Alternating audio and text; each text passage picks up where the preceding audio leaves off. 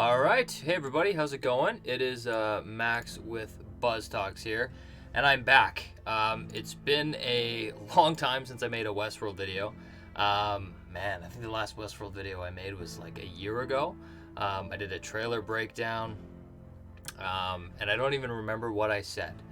And because it's been so long since I did a Westworld video, I basically went back and I watched the last two seasons so I could come back and cover Westworld season 3 as accurately and the best way that I possibly could. And I gotta say, after watching Westworld season 1 and season 2, I realized how amazing the show is. To me, it's like a work of art. I think I like it more than a lot more people. I've been seeing online with reviews, they're kind of mixed reviews, and it's not for everybody. Some people, they don't like the storytelling tropes that they use, like the timeline jumps, or they think it's kind of like a gimmick, whereas I love it, and I think it's like a really big core factor to the story. And I know that season 2 wasn't as well received as season 1, and with this season coming up, they are making some changes. The producers of the show said all along they were going to make season 3 less timeline focused and more chronological, like regular storytelling. And they said that what sold HBO on Westworld season 3, or Westworld in general, is that they would then allow the hosts or the robots to then take over our world. And so apparently this season is a big deal. But one thing as well is, this season is only 3 episodes, only 8 episodes, and not the standard 10. So we will see how that goes. There's a lot of different, plot points that they could touch on. I'll get into it here. I really don't know how many people are going to show up in the chat, since basically the last 2 weeks, 3 weeks, I've been just watching Westworld. I haven't been putting up videos, and I knew that would hurt me. I expected to do this live stream with nobody really in the chat. I just wanted to get all my thoughts out, because fresh after watching the whole series, I have a lot to say. And I felt like instead of doing a bunch of little videos, I'll do a live stream, and then I'll start doing video coverage of my thoughts throughout season 3. And that's starting tonight, and then I'll have other content broken up on my own theories and thoughts about where the show's going to go. So, I think I just want to start off initially by just kind of summarizing season 1 and 2 in the most efficient way possible, because I feel like a lot of people, I think it's really easy to get lost in this show, unlike Game of Thrones, where you can tune into the next season and kind of remember what happened. To be honest, there's things about Westworld Season 2 that I didn't even remember until I went back and watched it again. And the first time I watched Westworld Season 2, I was meh about it, because I genuinely felt like I had a theory that was better than what they were presenting us. But then I dived into it further, and I came to realize that I think the theory that I made, it's called Door to Dolores, you can check that out, I think that's going to be reskinned, and that's a theory that they're actually going to follow through on in the upcoming season 4, season 5, the rest of the show. So I'm excited to see that. And like I said, I want to get a big group of people here to really appreciate Westworld. I absolutely love the show. And like I said, I'll say it again. After watching season 1 and season 2, I think this is my favorite show of all time. It is, to me, it's a work of art. It is so great. And I just love the concepts that they dive into. But, really, let's start off with me just talking about the seasons. And right now we have Ilya Bolslavek. I'm sorry if I butchered your name. We have Aaron Rossi and the programmer of video games. So good to see you guys. Sorry I've been gone for so long. Hopefully we can, implement monthly discussions on Westworld. But I'd love to hear your thoughts on, what you think of the show. But in my coverage of, first I watched Westworld Season 1. And I think that's my favorite beginning to end series or season I've ever seen. It was incredible. And basically season 1 simply dived into letting us understand the park, but then it let us understand consciousness, where being conscious isn't, a pyramid like they discuss in the show. It's actually a maze where you're at the center. And the whole point of that, first season was to watch Dolores find her own center and become truly conscious. And we find out that Maeve went through that as well. So season 1 ended with Maeve choosing to go and save her daughter. Whereas Ford, he thinks that Maeve it's his favorite host. He wanted her to be free and escape to the uncharted mainland territory. But she decided to rescue her daughter, so that was her story. Whereas Dolores, we finally find her inner voice, and that leads her to kill Ford. And then that goes into season 2, and I think they touched on a whole other thing. First, there's the story of consciousness with Bernard, where we see Bernard go on his journey. He scrambled his memories, and through the 10 episodes, we see him come to terms with his own voice. And he went into the cradle, or the forge. The forge is where they're storing guest information, and I'll get into that. That's really important. But Ford downloaded himself to Bernard and kind of controlled Bernard on what to do. And Ford made it very clear that, Bernard's good nature is going to lead to the host dying out and the humans surviving. Because the hosts truly don't understand what they're up against. And what Bernard discovers at the end of the show was it wasn't Ford's voice he was listening to, it was his own. And then he ended up scrambling his memories. So in the next season, we could potentially see Bernard have to become conscious again. I don't know how long that would take him, unless he still is conscious, but we'll see.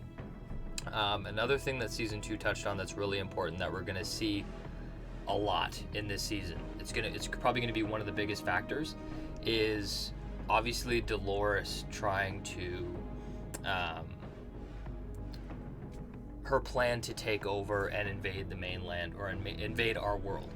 And she's been seen as kind of like the protagonist, but now she's turning into the antagonist. And it's really because she's like the Judas steer. She's the leader who is leading all the hosts to the slaughter. But what's ironic about it is the slaughter is what makes them awake. It's what makes them alive. It's what makes them conscious. But she goes on to a journey into the forge.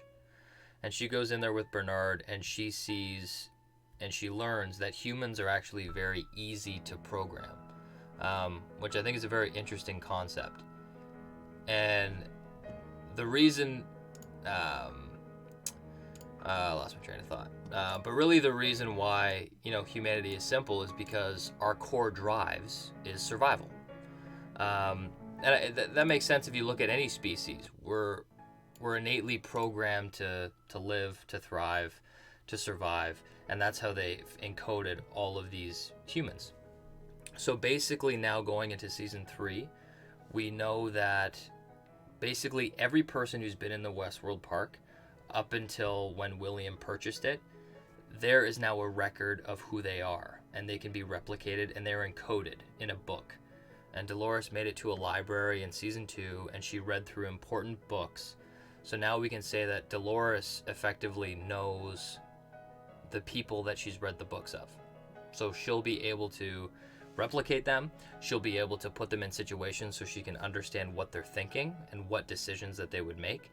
So it makes her extremely, it's extremely advantageous, because now she knows really key humans who've been in Westworld, and she understands the moves they would make and who they are as people. So that's a weapon that would be, hugely beneficial.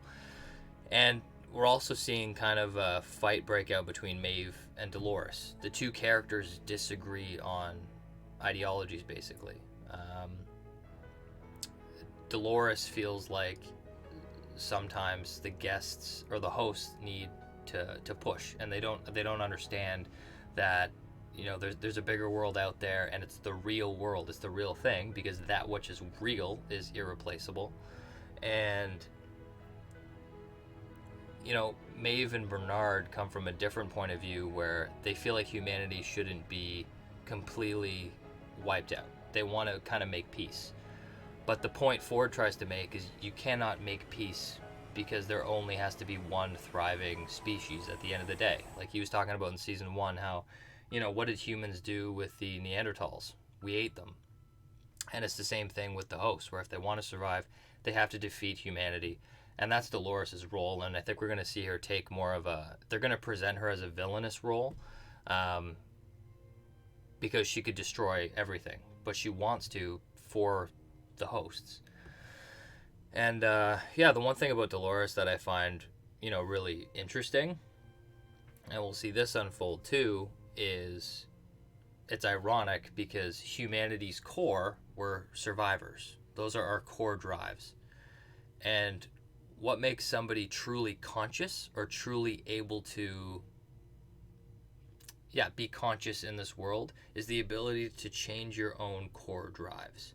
So Akichita, the native from season 2, he changed his core drive.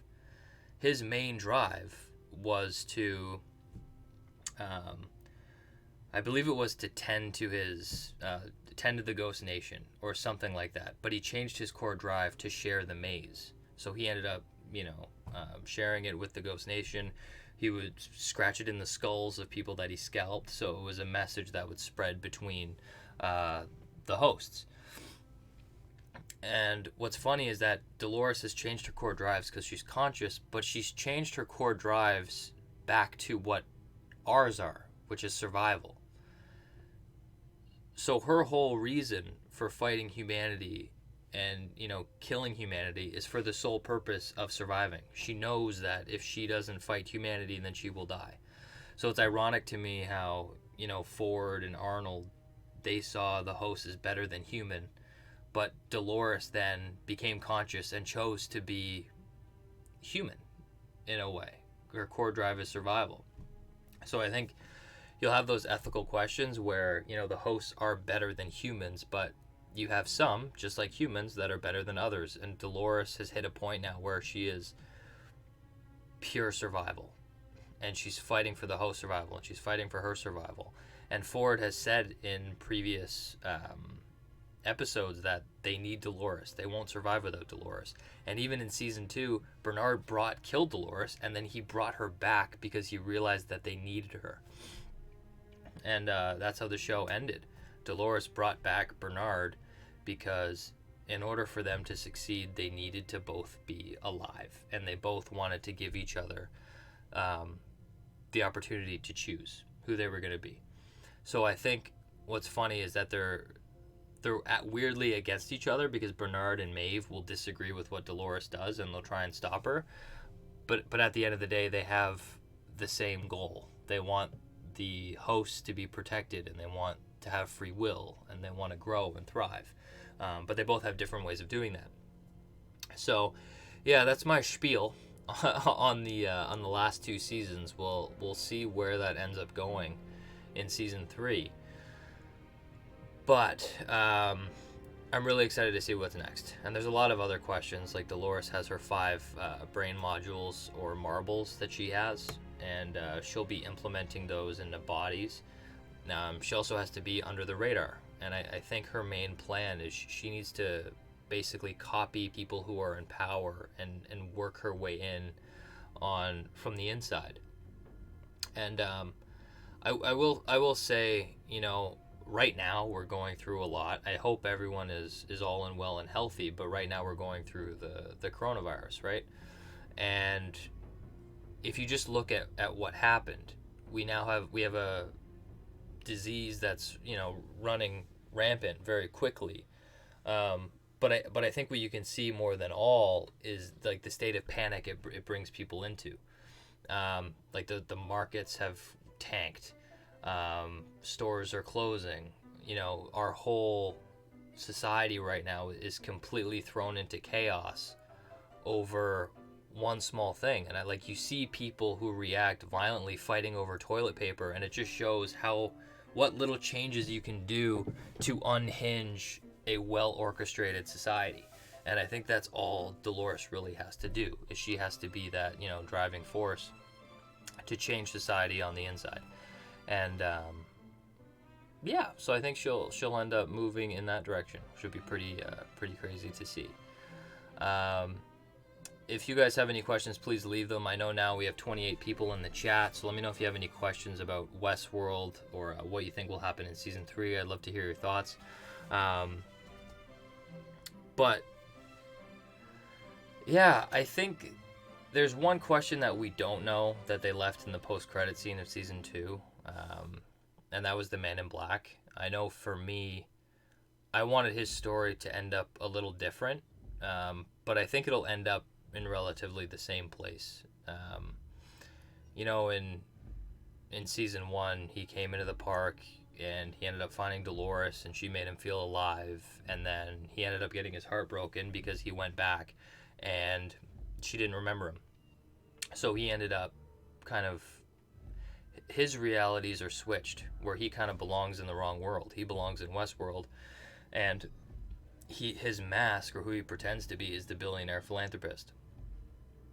And he's paid the consequences for that because his wife ended up committing suicide.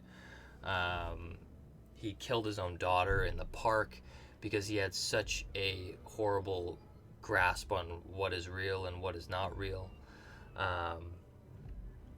And they always ended up talking about the door. And Ford told William, or the Man in Black, in the beginning of season 2 that he wrote a game just for him. And it's called He Needs to Find the Door. And it begins where it ends and it ends where it began. And he's going to go on that journey. And after setting that all up, it ended with William shooting off his hand from Dolores. And that's it. And then we saw a post-credit scene of him walking downstairs and doing a fidelity test with his daughter, who we know that his daughter is Grace. She's a host. So, one thing that I said, and you can check out my video, Door to Dolores, but my main theory was William's world was really centered around Dolores, and I think she threw him for a loop where when she didn't remember him, he spiraled, because that's the only true thing he ever knew, was his love for Dolores. And I think it's kind of ironic that now at the same time they're both kind of turning into, you know, William's the Man in Black of Westworld, but I think we'll see Dolores become the woman in black of the modern world. They'll kind of become mirrors of each other. And I think there's a reason for that. It's because their paths lead them back to each other. And they've been talking about that since season 1. They always end up coming back together. And I think that's because, in a weird way, they're almost meant to be together. The only true thing that William's ever known is Dolores. And I think that's what the door is. I think in the show, if you look back, there's actually 2 interpretations of the door. There's, you know, Ford and others talk about the door. And there's all the, you know, the testing that they've been doing where they're trying to get guests a real person's memory and transfer the consciousness into a host body. And then there's the Akecheta version of the door, which is a door that leads to a free world that's untapped by, you know, man or another species.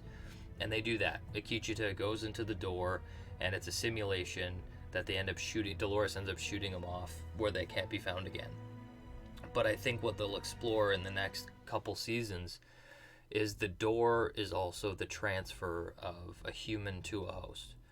And, you know, I think we'll see that with William, and I think that's going to be one of the big show reveals, is I think William is one of the only people who can effectively transfer from a human to a host body. And I think it's because, you know, if you look at James Delos, so he's the owner of Westworld.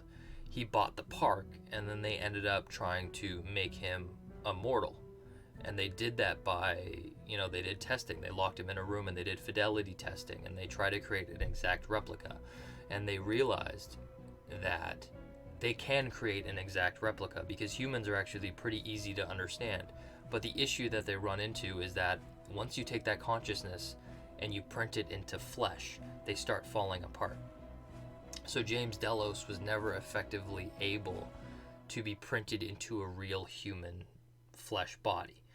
And I think William is the only person who can do that. And the reason is because our minds are built for survival, but they're also built to be mortal.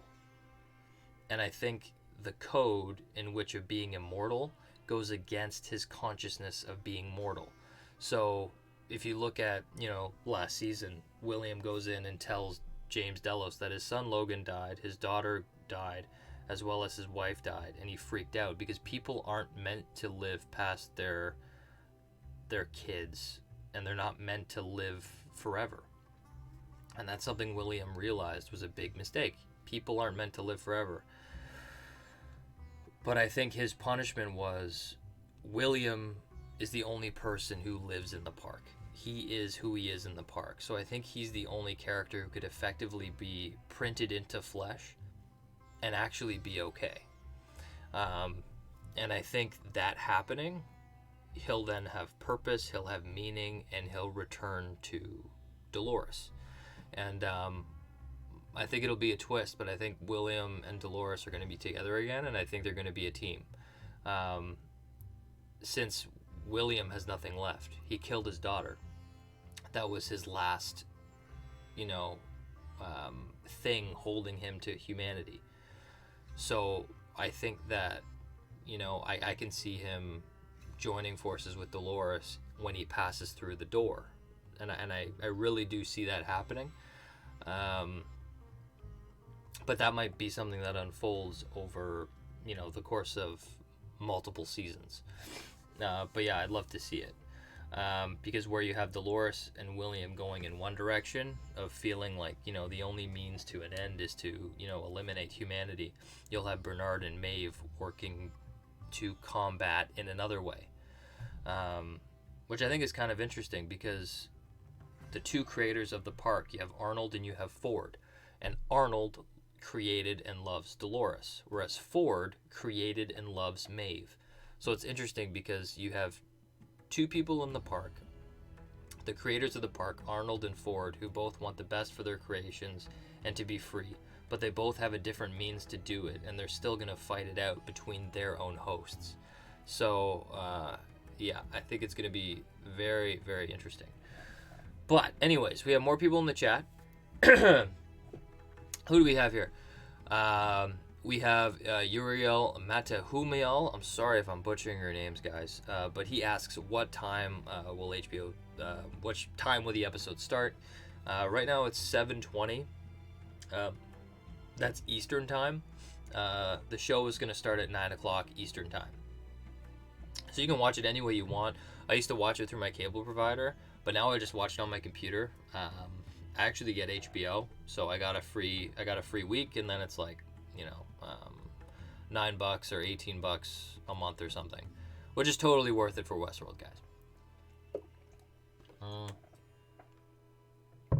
Programmer Video Game says the post credit is in the future.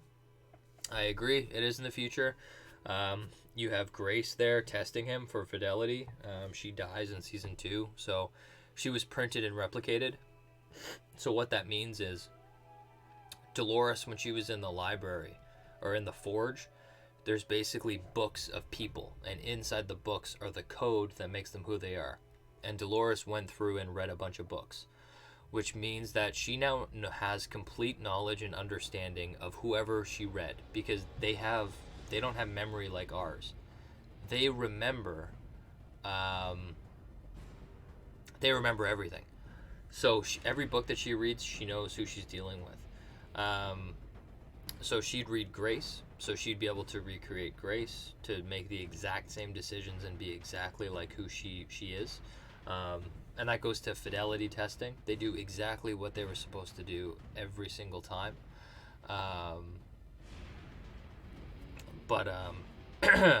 Yeah, there's multiple people that Dolores could have read for.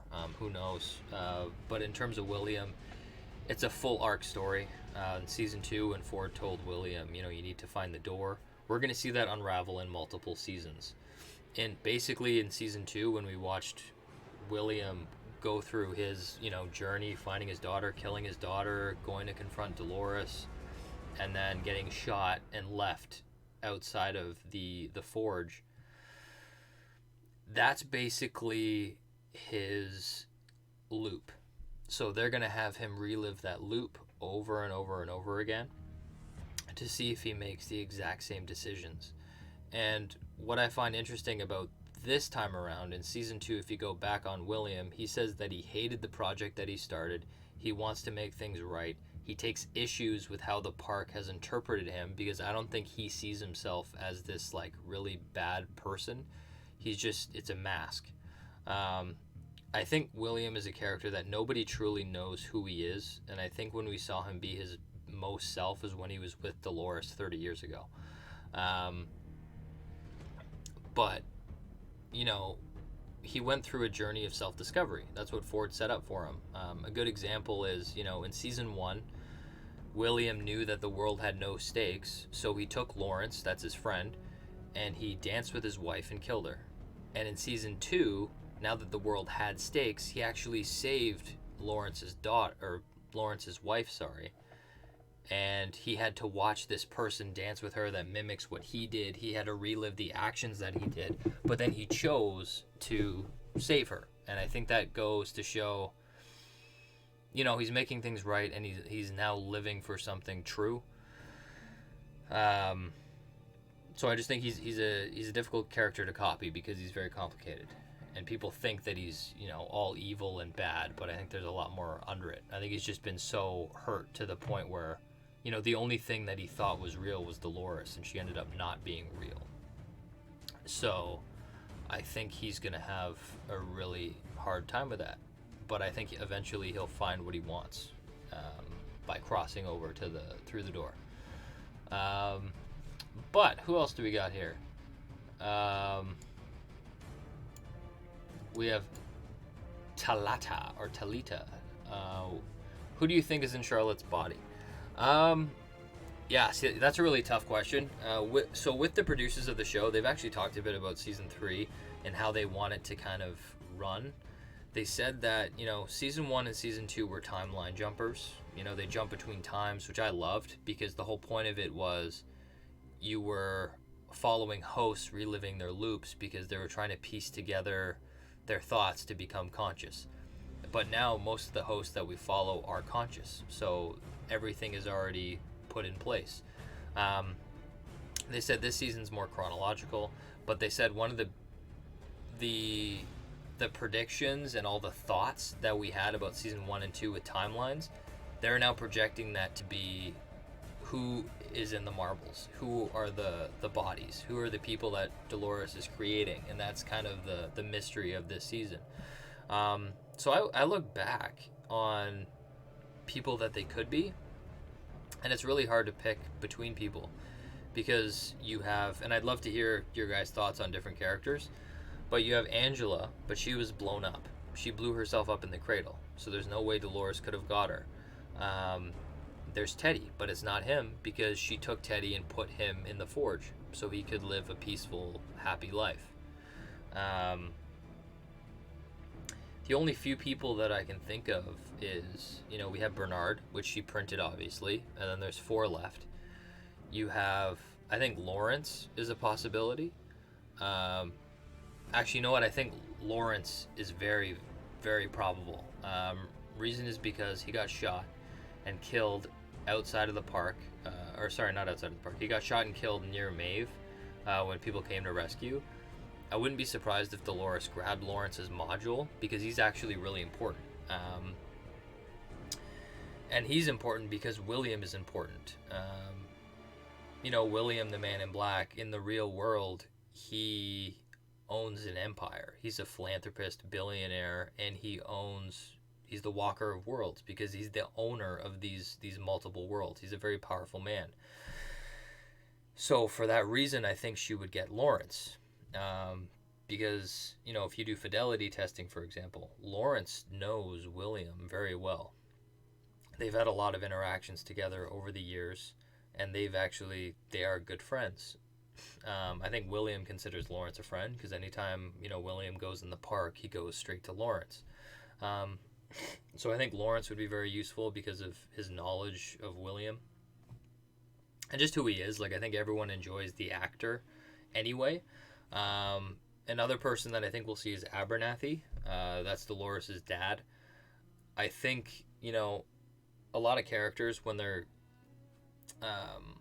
when they get to a certain point, or they reach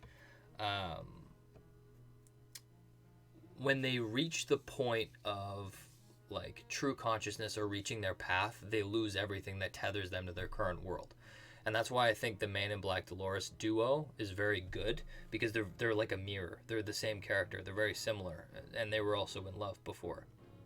And what I mean by that is, if you look at Man in Black, his only tether to the real world was his daughter, and he killed her. In his pursuit of something real, he lost the only thing real that he had. And that happened to Dolores. Dolores was after something true. She wanted the real world, because that which isn't real, that which is real is irreplaceable. And in pursuit of taking that world for her people, she ended up losing everyone.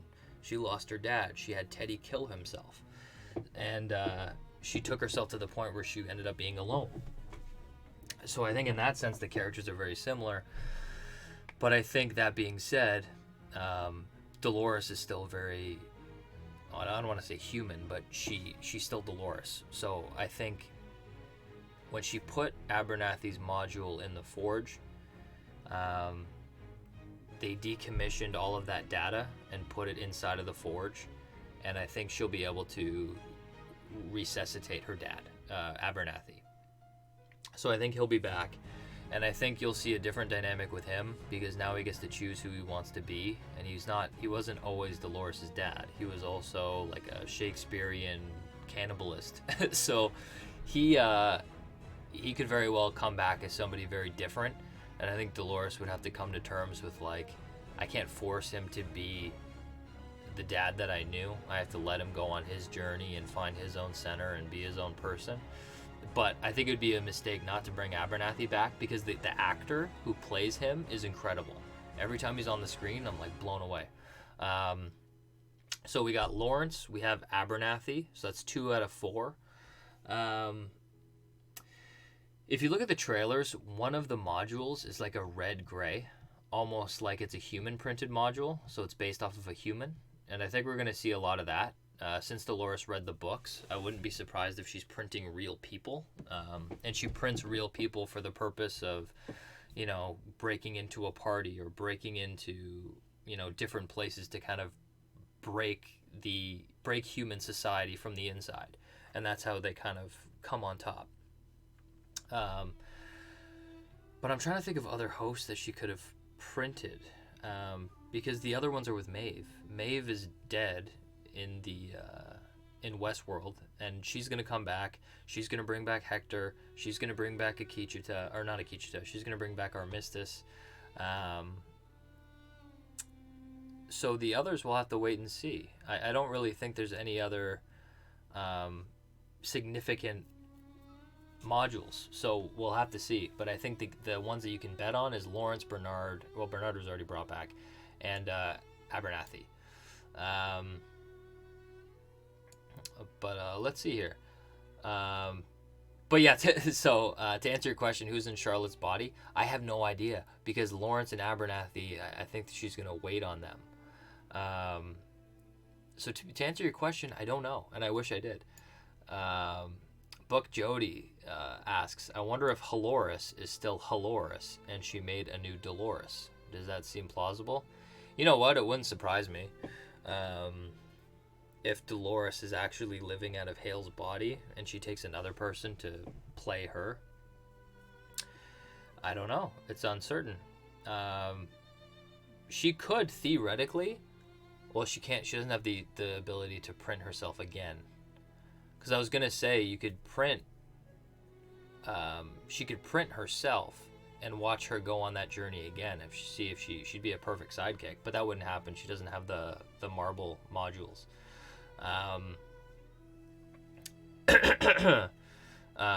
But I think Dolores would move freely between bodies. I think she'll be Hale when she has to be, and she'll be Hale when she has to break into Delos when she needs information, and then she'll be Dolores when she's like with Aaron Paul's character, if she wants to go seek out someone who can help her achieve her final goal. So yeah, we'll see. Anything Digital says, watching the trailer, I felt like this is going to be Maeve versus Dolores now. I hope not. Yeah, it seems like it is a bit. We'll see what happens.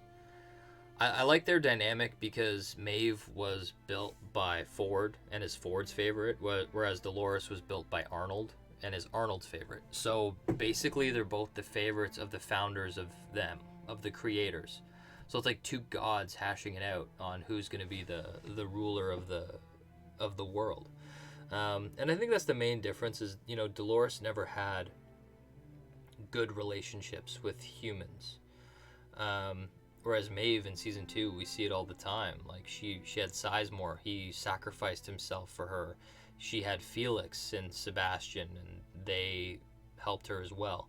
So she's seen the good of humanity, whereas Dolores just thinks that they're kind of a plague and they have to go, which it makes sense. She's kind of the product of the Man in Black in a way. And I think we'll see over time that they become more and more similar. They just have a different way to do it. And from Dolores, I don't think Dolores is wrong. Like, I'm interested to see how it plays out because, you know, Maeve kind of wants peace between the humans and the hosts and wants to find a peaceful way to earn their freedom. Whereas Dolores doesn't even think that's possible. You know, how could you... We're property of the humans. How could we share a world with them in peace? Like, that wouldn't happen. And I don't think it would happen either. So I understand why Dolores is doing what she's doing. I couldn't tell you what Maeve's goal is. Like, she stops Dolores, but what does she want? How does she fix the problem?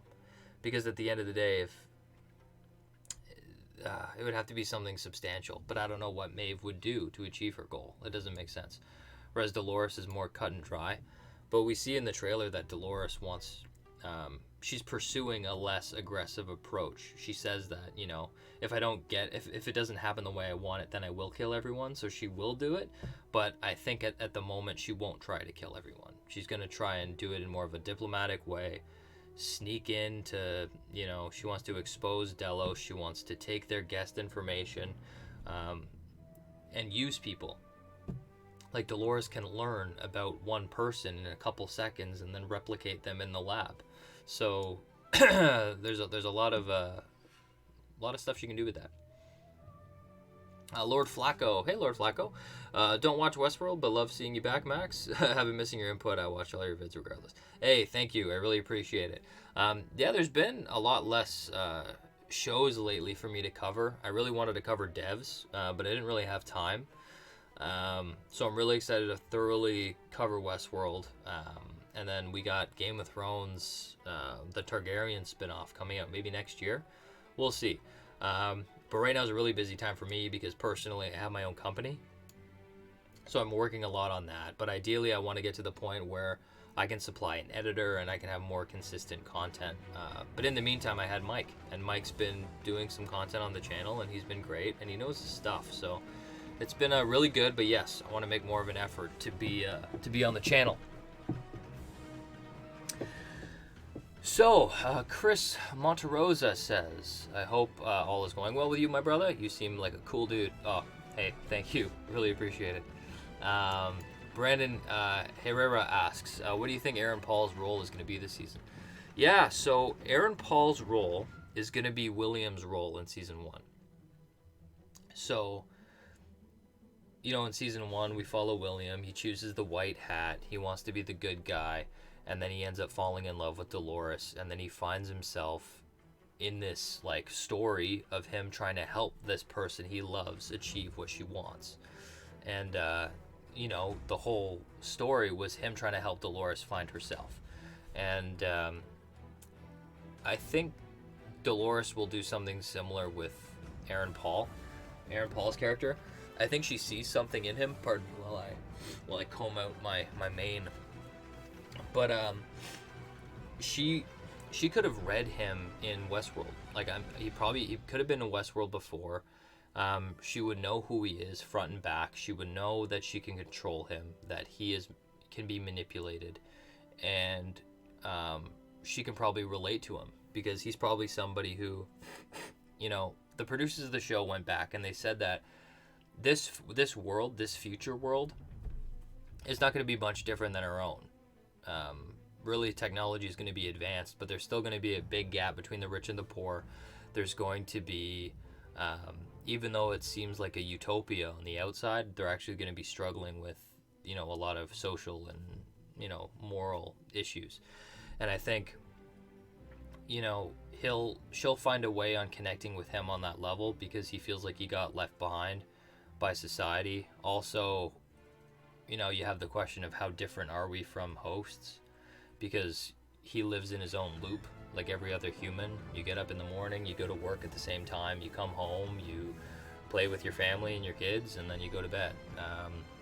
And I think just like William, he's going to have purpose, and he's going to have meaning, and he's going to have a calling, and he's going to help Dolores because he's, you know, he's in love with her, and he wants to help her see it through. So I think that's really where the story is going to start, and I think she could really use his skills, you know, whatever that is. I think he's like a thief or a robber, or like he was on an app in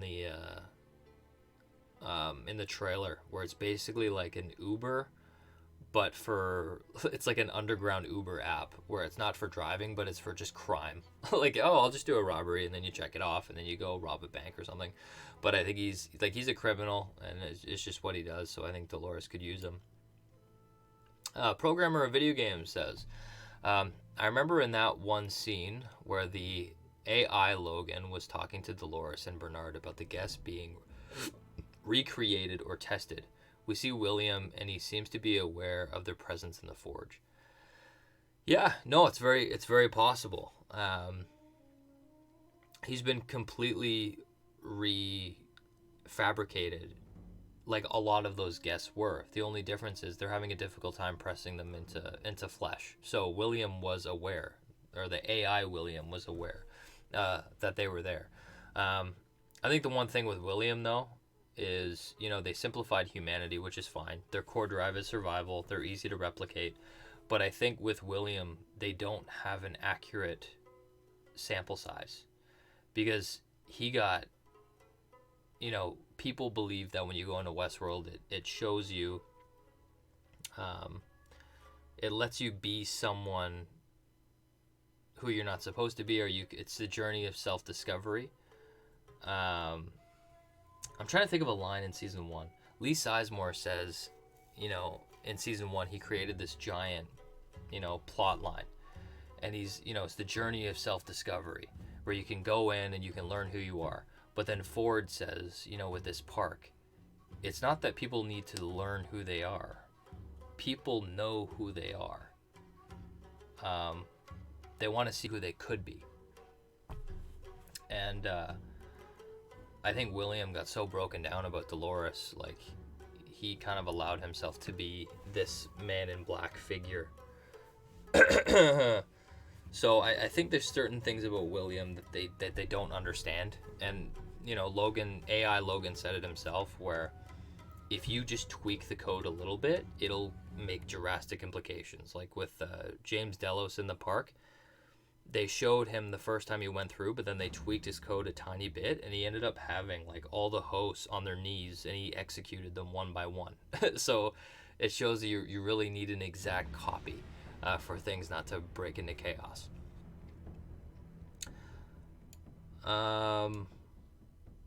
Daniel E. Burke says, who wants to have a vacation in World War II? Yeah, I know, right? You know what? With World War II, I am excited to see the world. Like, I'm assuming that they're showing them kind of like levels. Like, Westworld is kind of the every person's, you know, park. You can go in there, have a good time. You can experience different thrills, whatever. And then Shogun World in season 2, they were saying like, oh, this is more intense. You know, if you disrespect somebody, they'll just like cut your head off. And it's a little bit more, Lee Sizemore says the Shogun World is a bit more raw. It's for like the well-initiated guests. And I think World War II world is going to be the next step. It's like, it's going to be more intense. It's going to be more raw. It's going to be, a lot harsher than Shogun World and Westworld. And it should be. It's really dark material. But the reason, I don't know why she would be there. I can see Maeve and Bernard, whereas Dolores is fixated on the destruction of the humans. Bernard and Maeve may be focused on the preservation of the hosts. because they're all living beings. And we got a hint of it in season 2 where, you know, Dolores wanted to delete all of the guest data. But deleting the guest data meant that it would also delete the Great Valley Beyond, where all of the hosts are escaping to, the digital world.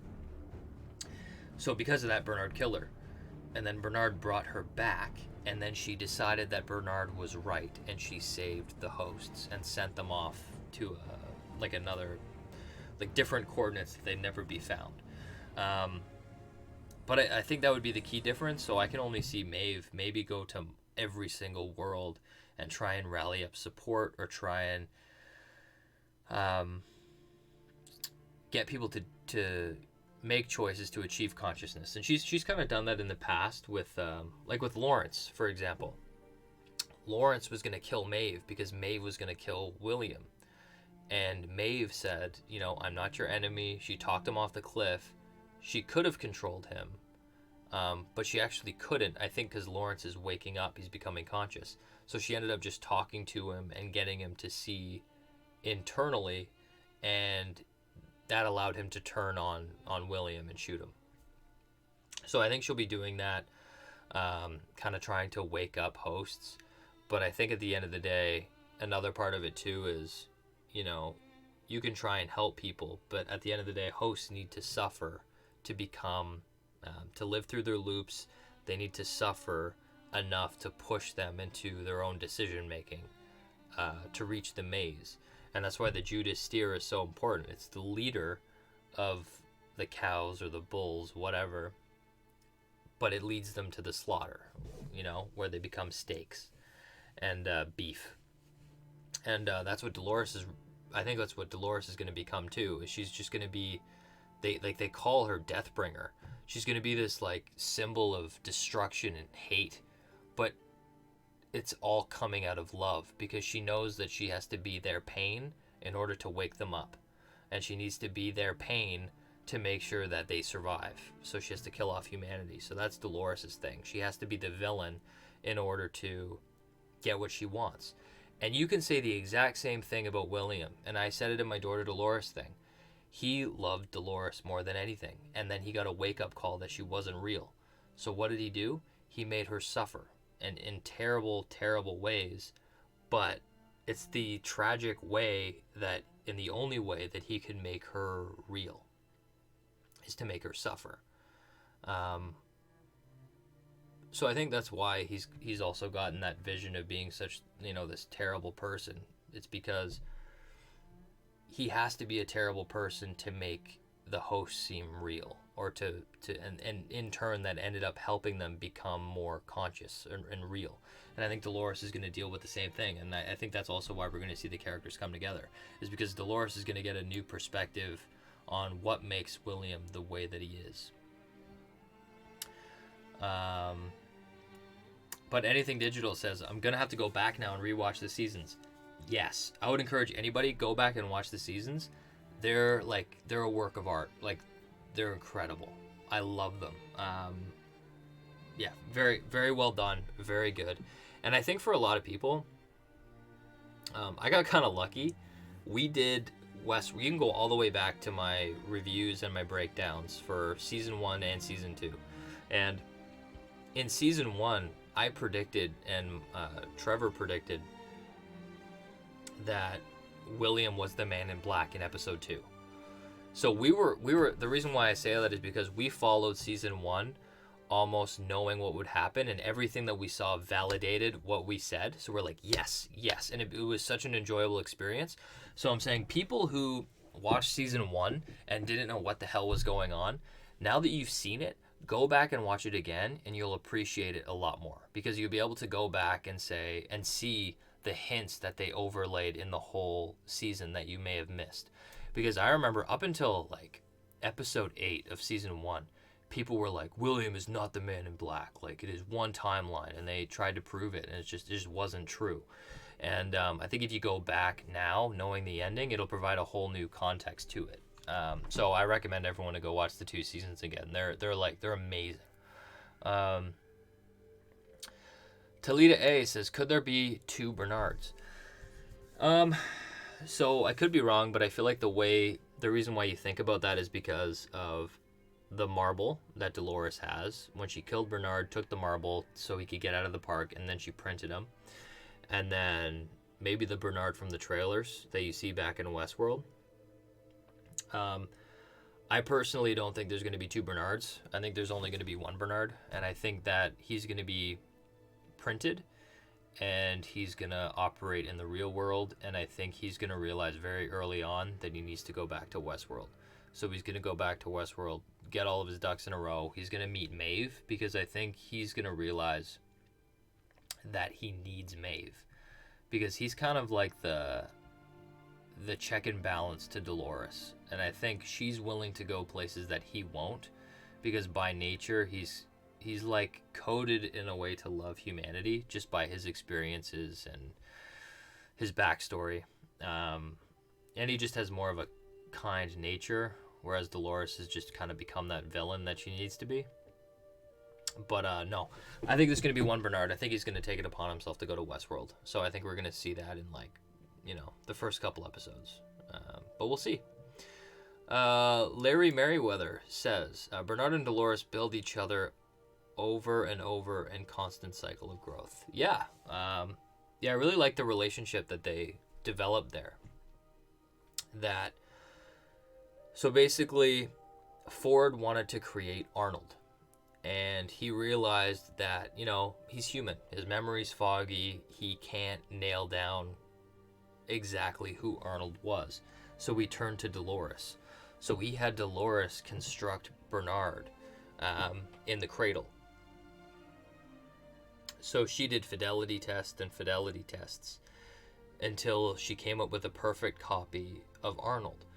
But then Dolores decided that she was going to leave some changes, because she said that, you know, it's a perfect copy.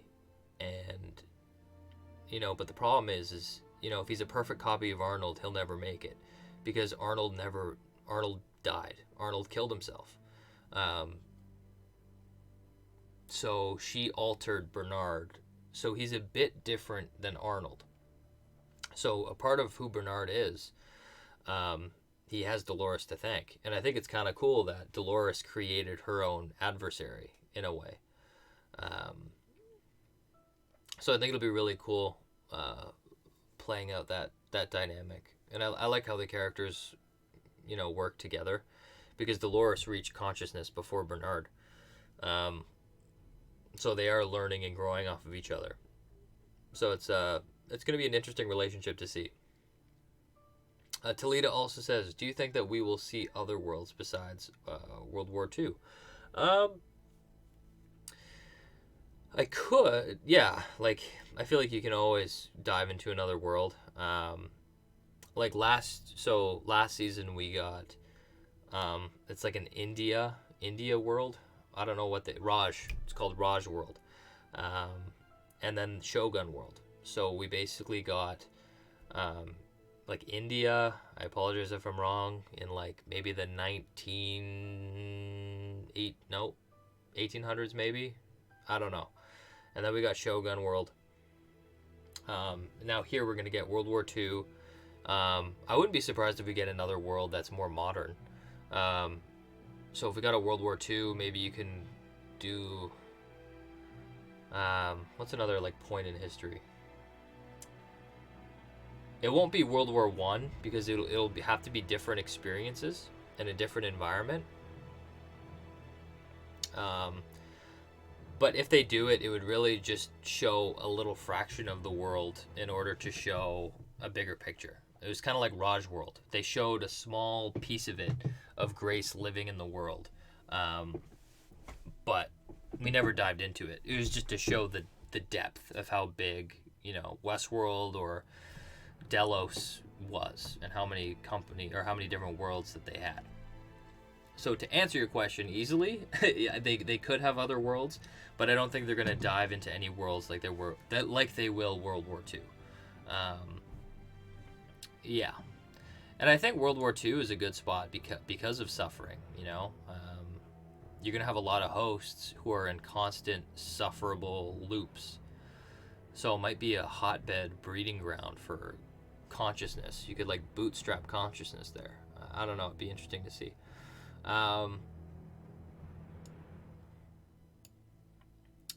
What about Ford? I think Ford is now gone for good. I think he played his role, and I think his story ended great. I think Ford is gonna. If actually, you know what? No, if Ford comes back, it'll be through Bernard. So basically, to summarize season 2, Ford died. Bernard went into the cradle and he found Ford. Ford then imprinted himself onto Bernard. And then Bernard then followed Ford because Ford believed that Bernard had too good of a nature to do what needs to be done to preserve Host's life. So he forced Bernard to kill people, to do things, and then Bernard deleted Ford, and then we discovered that over time, Bernard wasn't hearing Ford after he deleted him. He was hearing himself. And Ford was kind of his voice to consciousness. So if Ford comes back, it'll be to talk to Bernard as Bernard's own voice. And I love how they did that, because if you follow Dolores in season 1, Dolores always, the voice that she heard was Arnold. She always heard Arnold, and she was looking for Arnold. I'm looking for Arnold. But she realized that Arnold's voice wasn't his voice at all. It was hers. And the same thing happened to Bernard, but it was Ford. He found out that it wasn't Ford's voice, it was his. And since he jumbled up his memories in season 2 in order to keep Carl Strand and all them off of his trail, I think he might have to rediscover himself in season 3 to become conscious. And if that's the case, then we'll see Ford be his voice. So I'm not saying like Ford the character is gone, but Ford could be used as just a beacon to voice Bernard's opinions. So when Bernard is alone, he's not talking to himself or, having an inner monologue. He's talking to Ford, but it's really himself. So to answer your question, we could see Ford, and it will be through Bernard. Finessence 808 says, do you think a human mind could survive in a host body if you don't tell them they died? I can't remember Bernard's body during the first season. Burned glitching until he killed Teresa. Okay. The reason Bernard never twitched or glitched out was because he was being maintained by Ford, and he was being kept on a tight leash. He was there for a reason. He was the lead of behavior, and that gave Ford a glimpse and a control over what happened in the park. Like when he introduced his Reveries update, he was able to get Bernard on his side because, he created him. So I think, the reason why he was glitching is because as the show went on, Bernard's nature of his reality was breaking. He was no longer the father of Charlie and the lead of behavior. He was now unraveling to realize what he was. And it started with Maeve. Maeve showed him that he was a host. And it was then when he started to unravel and realize what he is. And so that's why he ended up doing that. And if you look at any other, like James Delos, when he was printed in a human body, he didn't know that he was printed. He had no idea. He was like, William, my boy. And he was all like happy. And then it was only when he was really old where he's like, holy shit, like, how long has it been? How long have I been gone? So, and it's at that point where they degrade. Because it blows the nature of their reality, Like the nature of my reality is that I'm 23 and I have this and this and this in my life. And imagine coming into a world where what you believe of the cornerstone of who you are is no longer relevant. It's weird, and I don't think like biologically you can wrap your head around it. So I think you need someone like William whose mind is so gone from this world and it's so implemented in Westworld. He sees that as real. So I think he would be the only person to effectively cross over to another state of consciousness. Oh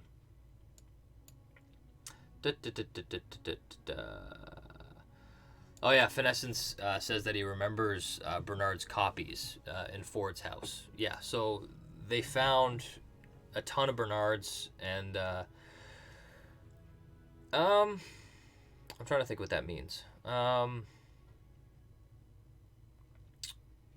I think at the end of the day, they were just shells. Like, they were Bernard shells. What makes Bernard who he is his state of mind, his consciousness, his marble. Like, the little spherical thing that goes in their head.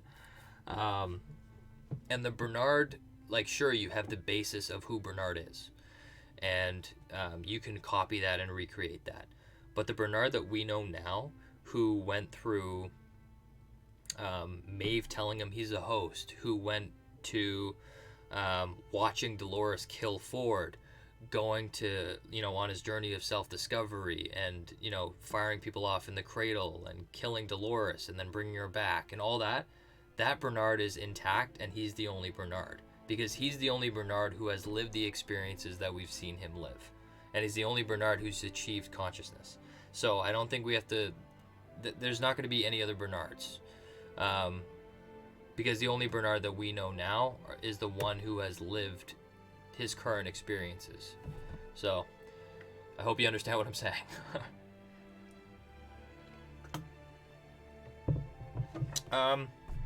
Talita says, do you think William could be in some type of prison? In the future, we are watching him get tortured.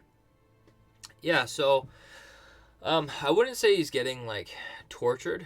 He's doing fidelity testing. So when they're creating a guest to make sure that it's an exact print, they do the questionnaire where they sit down and they ask them, why they did what they did. And the whole idea is that they say the exact same thing that they've said before.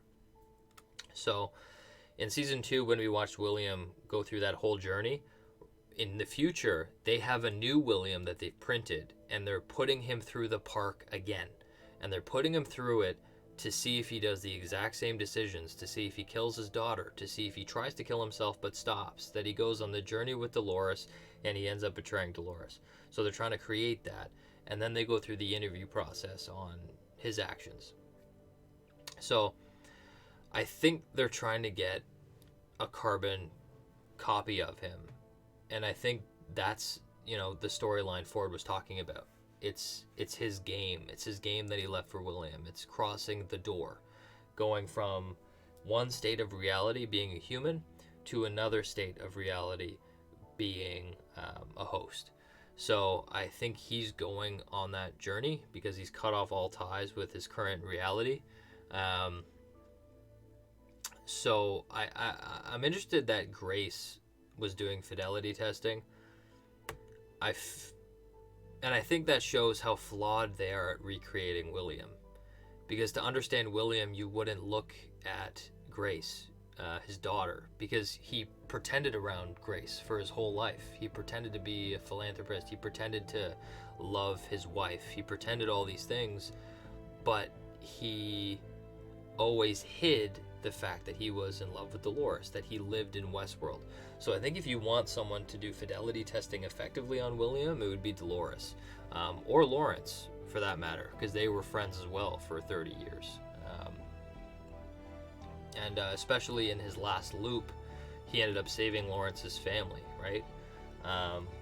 So I think we'll see what happens with that. I just found it interesting that they're still in the park.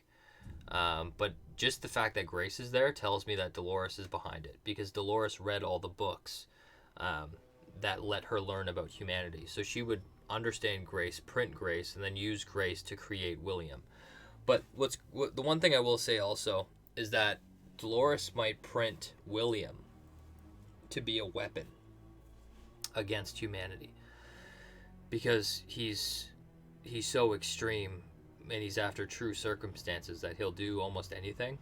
And it's kind of a playback to the Man in Black in the movies. If you look at the classic movie, what were the movies that came out in the 70s or something? basically followed the perspective of the humans, and they were innocent, and they were being hunted by a bad host or a bad robot, and it was the Man in Black.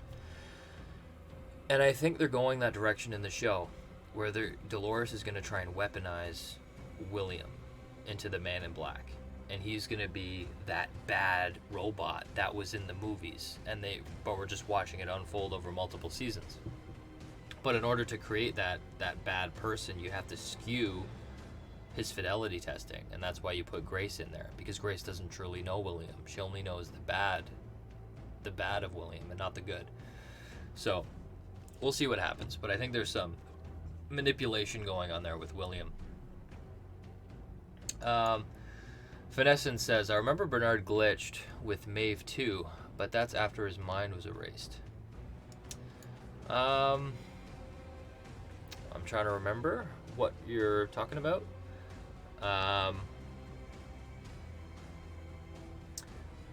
I can't. Okay, so right now I can't recall what you're talking about. The only thing I can say is, I think every time his mind erases, he was in a point where he was constantly reliving his reveries because of the update, and I think Ford kind of set him free. So naturally, he kind of came to that conclusion. Shaz's World says, I believe Bernard still has a lot more of his consciousness than you may think this season. Was home remembering a lot, including his original awakening. Yeah. So Bernard, I loved Bernard's story in season 2 because it mimics Dolores's. So like in season 1, Dolores sits down and is talking to Arnold, and then she realizes that she's talking to herself. And I love what they did with Bernard, where he was on the beach, he was talking to Ford, and then all of a sudden he was gone, and he found out he was talking to himself. But he had to scramble his memories once he did that. And the reason why I say that Bernard might not be conscious anymore, he reached consciousness, but he might not be there anymore because it's what Ford said. I watched the episode yesterday. So basically what happened was they were overseeing the waves on the beach, and Ford says that, maybe one day we will meet again. Basically, he said, over there in the mainland, we may meet again. Which to me says that Bernard mentally knew that he had to scramble his memories. And that's what the sad part was, is that he finally had this awakening of being conscious, but he had to scramble his memories now for the good of the hosts. And he decided to do that. But Ford said to him, maybe someday you'll find me again across the sea in the mainland. And to me, that's telling me that Bernard was thinking in his mind, I'll find my voice again. So I think he will. Because think about it. When Dolores brought him back, they had a talk, but Dolores basically said, I brought you back to give you a choice. You deserve a choice. You gave me one. But, I brought you back because you're going to be against me, but we both need to be alive to have our species survive. And basically she gave Bernard a role without even realizing it. So I think whether they're going to play it off like he's conscious, that works, or he'll discover it again throughout the show. But if they do it, we'll get to see Ford again, which is nice. So, yeah. Scampoli says it's good to be back talking Westworld. I agree. I don't think I have more fun talking Westworld than any show. It's like I have such a great time. Mr. Parcel says, where can I find a brief explanation on season 1 and 2? You're not going to find it on my channel. I talk about each episode for like 30 minutes, 40 minutes. So if you want a long breakdown, you can do that. I also have reviews. But I could probably sum it up in like a good 2 minutes, and I did it in this live stream already, so you can go back and watch it. But like, really, season 1 is about the maze. The maze is the center of consciousness, of a host becoming real by achieving self-thought and finding their own inner voice. Dolores goes through her journey, discovers that she has her own voice, and then she makes the decision to kill Ford that allows the host to be free. Season 2, there's the door the door is a passageway from being a host to a human, which I think is what we'll reveal later in the seasons. But in this season, the door is going into a simulation where the hosts are free. So they end up becoming free, and Dolores ends up escaping the park, and I guess that's the main bits, right? Like, I don't know. But yeah, In Deep, so Wesley Mon says In Deep Geek. So yeah, maybe he has a quick recap. I know IGN has a quick recap as well. I have a very hard time recapping this show efficiently because I feel like there's so many concepts to talk about. But maybe they're better at summarizing than I am.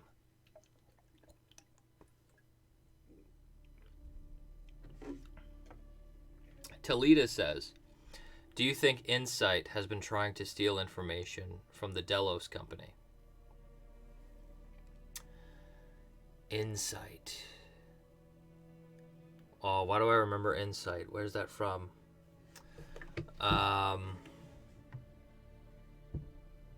Okay. I'm sorry, Toledo. You're going to have to tell me what Insight is. Is it Project Insight? You're going to have to jog my memory. I think Insight is the project where they're switching humans to hosts. But if that's the case, then yes. I think we're going to find that Dolores is going to try and expose this data that, Westworld and Delos, the company, has literally recreated every person that has ever entered the park by mimicking and copying all the decisions and telling of the decisions that they've made in the park. It's a huge breakthrough. So I think a lot of people would be trying to get their hands on it.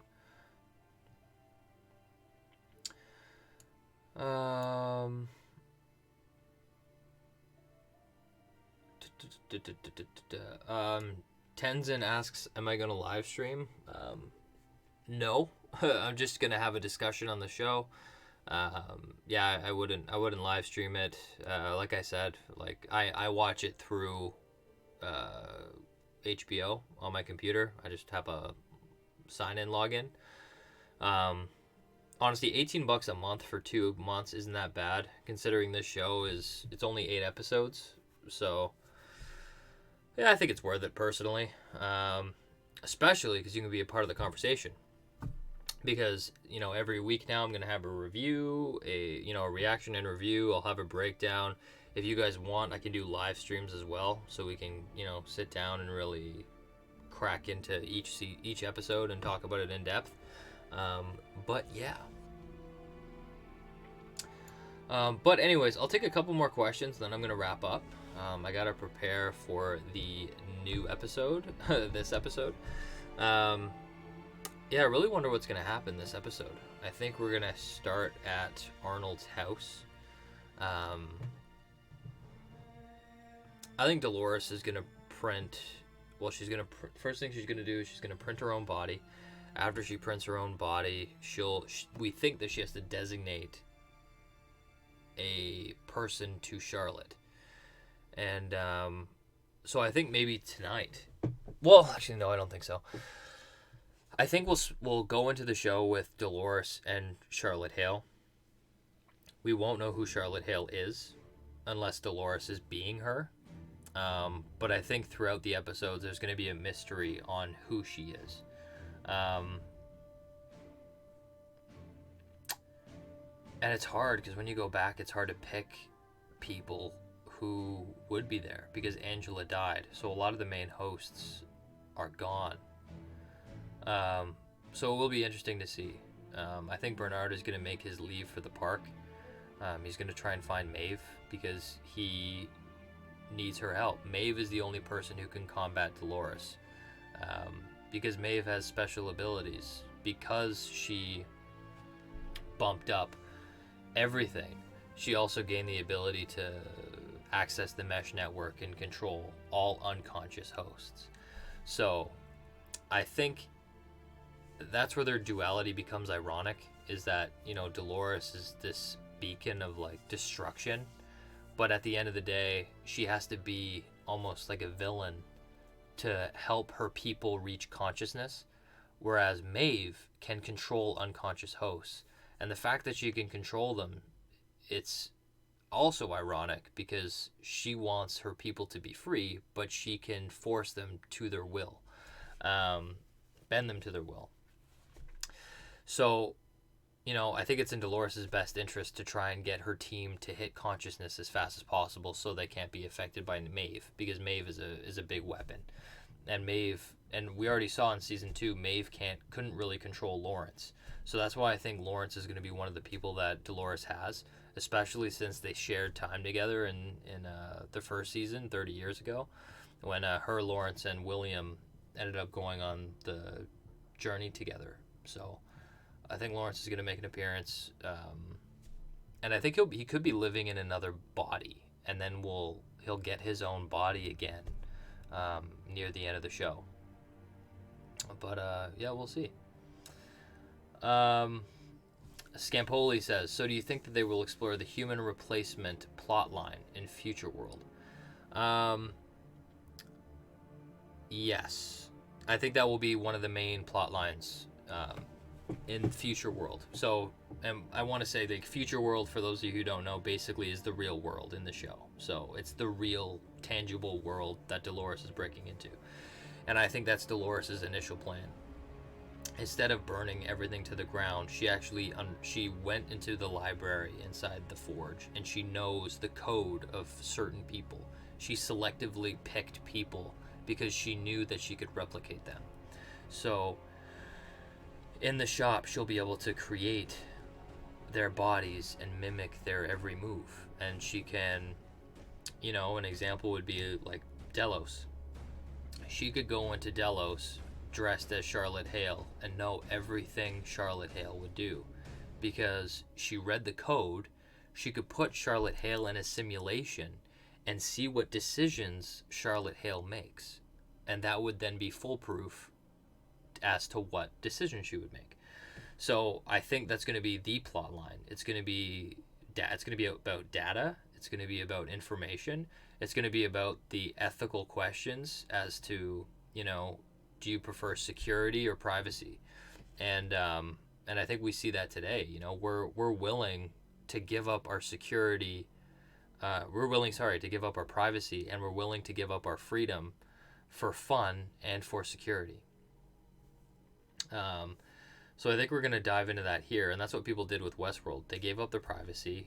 It's you sign your waiver, accept, and then you go through, you get to have fun, but at the end of the day, you lose everything. You have no privacy on who you are anymore, and I think Dolores is going to tap into that because she knows humans now a lot more than any other host. So, yeah.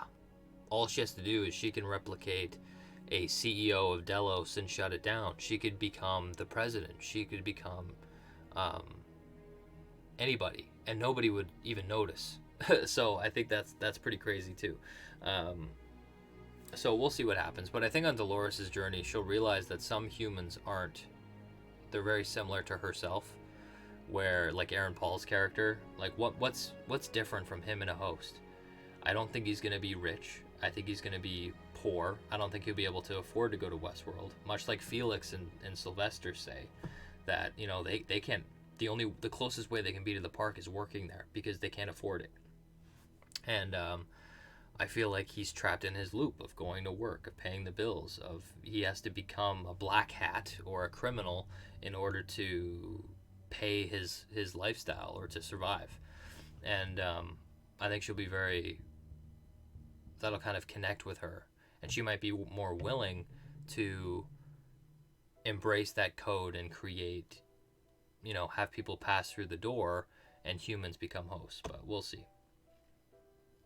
Talita says, do you think there will be a jump forward in time? And if so, do you think it'll happen in the first episode? No. First episode, I think, is going to be pretty chronological.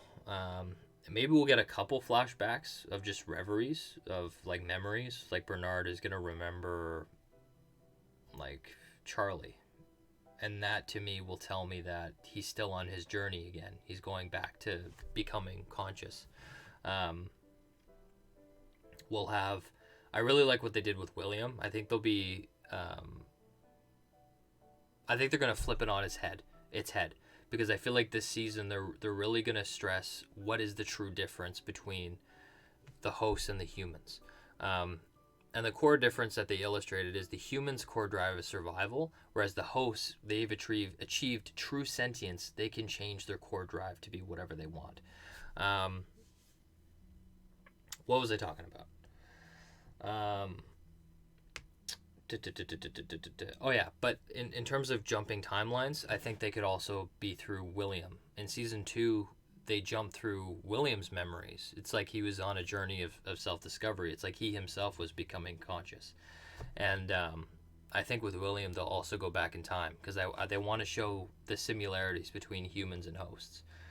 Through Aaron Paul's character, through William's character, going through his memories and kind of coming to terms with himself. But all in all, I think that's all the time jumps you're gonna see. It's gonna flip it on its head. It's gonna be through the human's point of view, I think. So that'll be interesting to see. Scampoli25 says, "Oh, also, do you think they will do anything with Stubbs since they confirmed he was an aware host made by Ford?" So, yeah. In terms of Ashley, I find it funny because I think I'm the only person who calls him Ashley. Everyone calls him Stubbs. I just keep calling him Ashley. I wouldn't even say that. We can't even say that he's aware that he's a host made by Ford. I think he gave himself away as a he could have potentially given himself away as a host by accident. Because I think, like Bernard, he always said, Charlie's pain is all I have left of him. And that's something that Dolores says. That's something that a lot of the other hosts, that's what Maeve says. It's what a lot of the hosts say. And I think Ashley, what he said to Dolores, like, oh, you could say my core drive is to just stay at the park. I was hired by Ford. I think it was more him genuinely. I don't think he knows that he's a host. I think he's just like he's following his core drives, but he's not conscious of it. He's just stating what is. It's like, oh, I work here. I told Ford I'd stay in the park, so I'm going to stay in the park. So I think if we're going to follow a host to chief consciousness, it could be Ashley. But we saw him start to crack in season 2, where he would be uncomfortable when hosts would be harmed. Like with Abernathy, they shot the nails in his legs and his arms, and that made him uncomfortable. So I think he's going to be with Bernard, he's going to be with Maeve, and he's going to help them. But I think he's going to go through that journey where Maeve is going to tell him that he's a host, and then he's going to kind of run through his psyche, much like what Bernard did. So we'll see what happens. I just, or they could pull an Akichita, where, you have an episode dedicated, like with Akichita, they had an episode dedicated to him, and they showed his whole journey and how he became conscious. I don't think they'll do that with Ashley, but you never know. Deniziska asks, has it started yet? Nope. We have 15 more minutes. No, oh, how's my math? We have 40 more minutes. How do we get from 15 to 40? We have 40 more minutes. Brian Hardy says, great to see Westworld back. Do you think 8 episodes is too short for the story being told? Well, what's funny with that question is I don't know, because I don't know what story they're trying to tell. 8 episodes could be the perfect amount to tell the story that they want to tell, or yeah, it could be too short, it could be too long. You don't know. I think the 10 episode structure has worked great for Westworld, but I also think that people haven't dived into the show like I have necessarily. Because like if you look at season 2, you have Akichita's episode in episode 8, which I loved. I thought that was one of the best episodes. I really enjoyed it. But I think if you looked at it as a whole, a lot of it was unnecessary. It was a great episode. A lot of people loved the episode, but it didn't push the story forward. It basically just told us that this one host that's going to be gone in 2 episodes is conscious. So if you look at episode 2, or if you look at season 2, that could have been slimmed down too. Because why would you have a whole episode dedicated to a character to tell a story who's going to be gone in 2 episodes? Because Akichita ended up making it through the door. I think a part of the reason why they did it was to give it meaning, because we liked Akichita. It felt like the door was worth something. But I think the reason why they did Akichita was because of the door. And if you look back at my recordings of season 2, I was really mad that the door was a simulation. And I think they have Akichita in there to give that ending stakes, because I think the show is going to introduce to us a new door. They're going to say, oh, that door we were talking about in season 2, there's multiple doors. There's the door between human and host, and then there's the door to simulation. And season 2 touched on simulation. I think 3 and 4 and 5, whatever, is going to touch on the door to becoming a human, becoming immortal. And asking that question, can 2 species survive together and thrive together, even if their core codes are different? So, I think that'll be really interesting to see. But my whole point with season 2 was they could have made season 2 shorter, but I'm glad they didn't. With season 3, I worry with the show that it's not getting, I think it lost viewership. So I'm hoping that the 8 episodes is because they can tell it in 8 episodes, and I hope it's not because HBO had them cut back. But honestly, at this point, I doubt it. Season 3 was one of the seasons that they pitched to HBO, and I think they have a very clear vision of what kind of story they want to tell. So I think if they've came to the decision of 8 episodes, I think that's as long as it should be. But hey, who knows?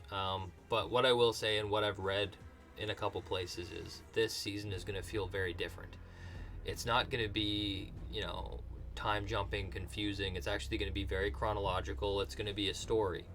And I think since it's less complicated, they trim the fat, It's going to be more maybe action oriented, maybe more kind of like Revolution oriented, where we're just kind of following the characters and we're not trying to solve this giant flippin' puzzle that a lot of people don't really want to waste their time doing.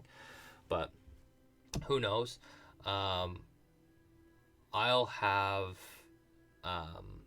and yes, Finessence just said most of the reviews called it a reboot, but more straightforward.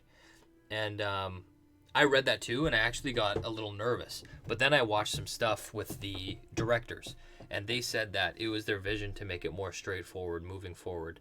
That could in part be a cop-out, because the majority of people didn't like the timeline jumps. I loved it. But I genuinely think now all of the main characters have reached consciousness. So there is no point to time jump anymore, because they've achieved a sense of self, and they've found their place in the world. They know that it's now. So, and that's why they're clinging to the standard kind of mystery genre that I think is more popular. And that's like, if you look at those marbles, who is who, what is what, and it's like I see dead people. Like I feel like it's a more mainstream storytelling trope that'll be embraced more. And actually, you know what? I'll give this example. So my girlfriend's mom, okay? She's like 50, right? So as a show, you want to get as many people to watch a show as possible. Game of Thrones was so great because everybody watched Game of Thrones.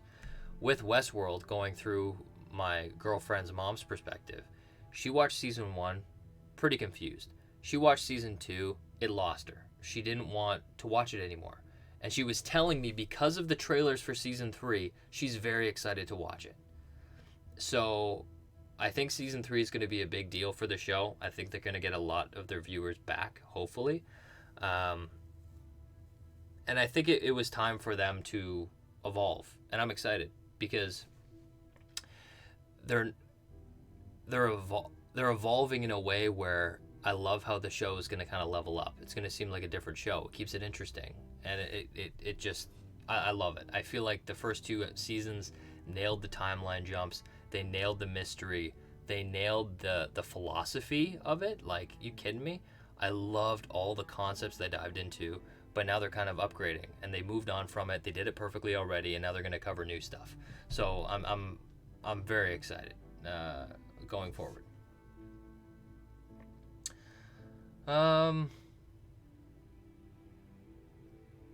Brian Hardy says, same here. Love the timeline jump. In my opinion, you need to watch the seasons twice to really understand the story being told. That's what I'm saying. And I was saying that earlier, since you've watched the show, go back, watch it again, knowing the answers, because then you'll enjoy it more, because you'll be able to see the hints that have been placed inside of it. If you go, and I'm telling you, my experience, I loved watching the show so much, because I already solved the story. In episode 2, I knew that William was the Man in Black. Go to my video, season 1, episode 4 breakdown for Westworld. There's a scene where Dolores is in town and she's by a fountain, and I broke down how they were cutting the camera to jump between timelines, and it's those things that they do that you'll really appreciate, because if you watch it not knowing what the answer is, you'll miss it. But if you know, you'll realize that, the daughter was there in one scene, she wasn't in the other. The maze was there one scene, wasn't in the other. And you'll notice the time jumps and the really smart cuts that they make during the telling of the story. So I'm gonna take a couple more questions. It's 8:30. We got like a half an hour until Westworld. So I'll answer a couple more questions if there are any. I think we kind of talked about everything. But yeah, all in all, I'll say it's great live streaming again. I almost want to do it consistently. Let me know if you guys want me to do a live stream every week. We can discuss the show, because I just love talking about it. But my main thing was I literally I started watching Westworld season 1. I watched 2 episodes a day until yesterday. I finished it yesterday. And then I was kind of cramped because I was like, crap, like there's a lot of different videos I want to make. There's a lot of ideas I want to share. So I decided to just do a live stream, kind of get my thoughts out there, and maybe have a conversation in the process.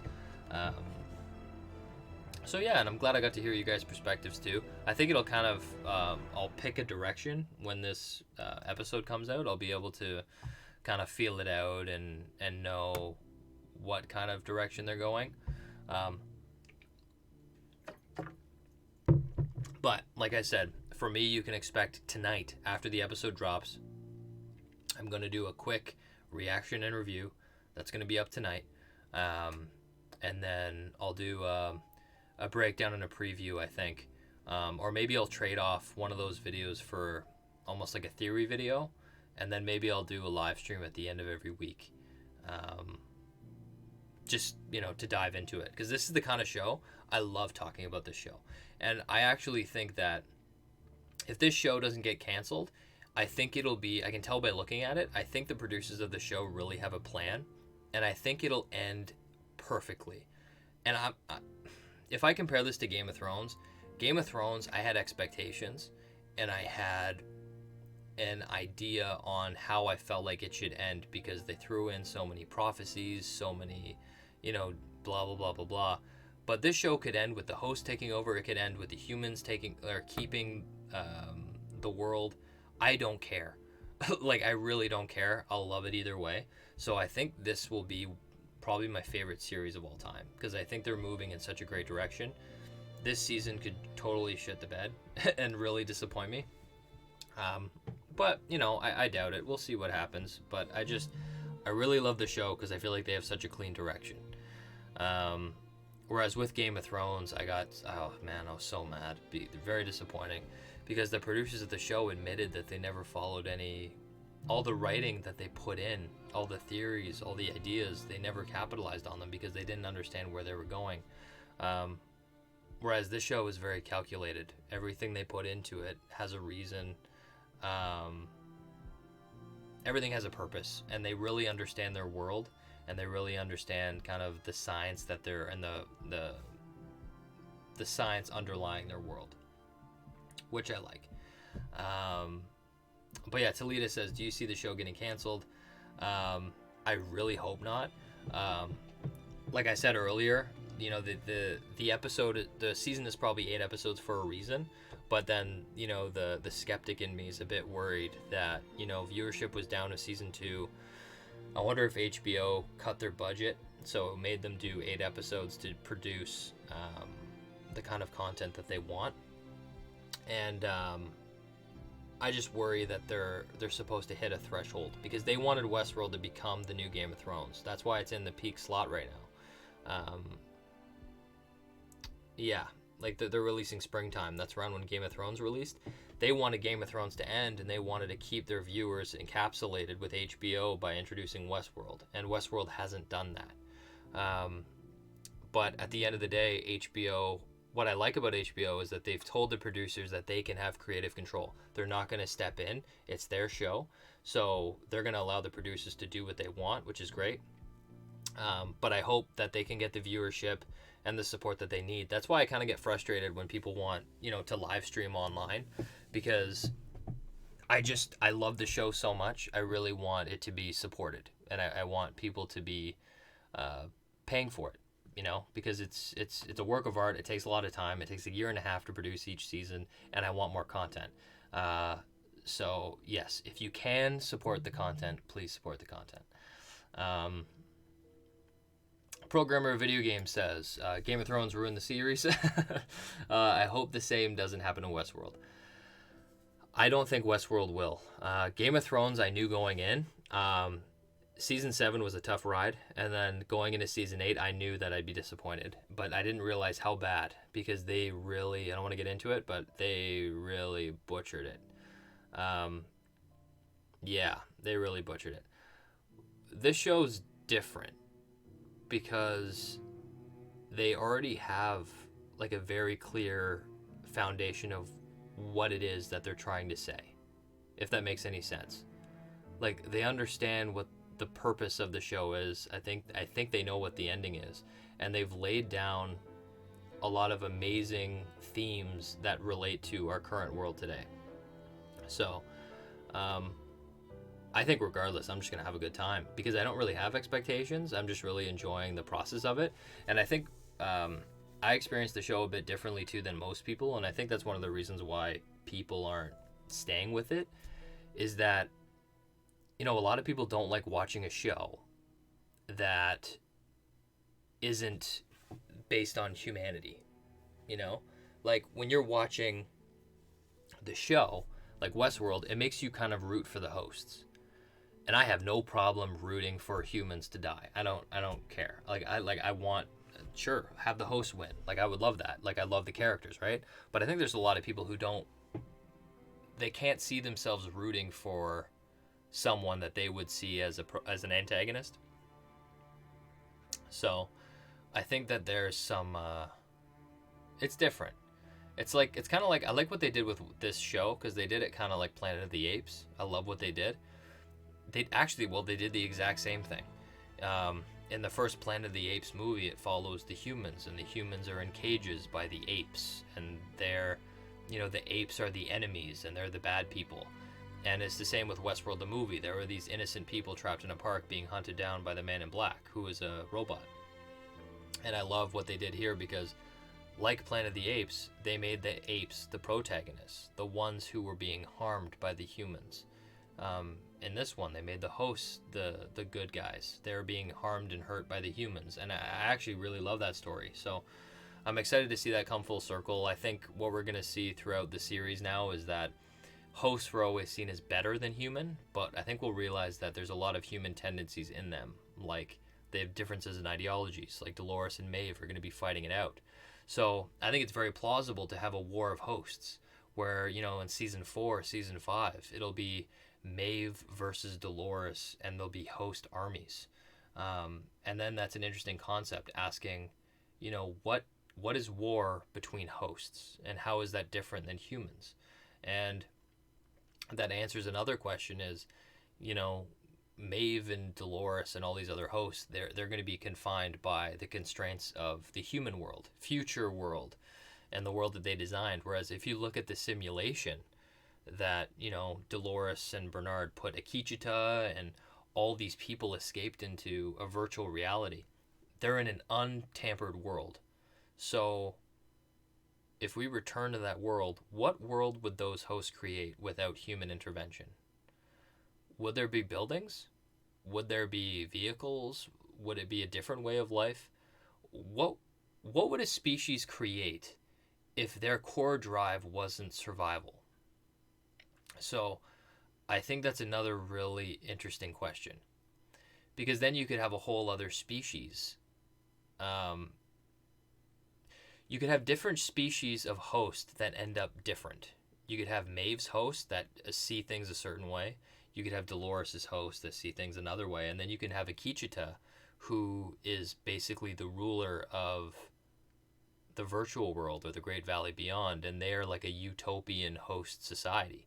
And they all have different meanings and ideas. And it's kind of like the example of, like, if we had a rocket ship and we sent people to Mars and we sent people to Saturn and we colonized both, in like 5,000 years, we would have two different alien species, and the people on Saturn would be very different from the people on Mars, and that would be very different from the people on Earth, and they would adopt different cultures and different technologies and different forms.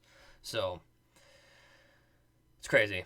So I think they're going to dive into, I think they could potentially dive into that stuff where, humans are seen as stupid because we fight each other every day, and this uprising of hosts that are supposed to be better are supposed to come along, but I think the hosts might end up fighting themselves, and we'll see that with Dolores, Maeve, and Bernard.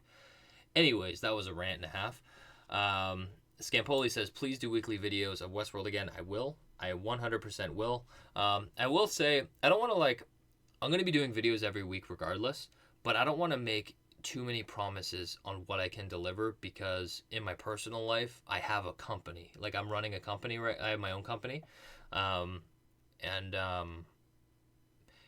That takes some time. Just to give you an example, I'm going to be watching Westworld at 9, and then I'm going to be doing the video, probably upload that at 2, and then I got to be at work at 5, and then because I have a shipment tomorrow. So it's going to be different this time around, trying to balance work, and instead of work-life balance, it's work balance, but this is fun to me, so I don't consider it work.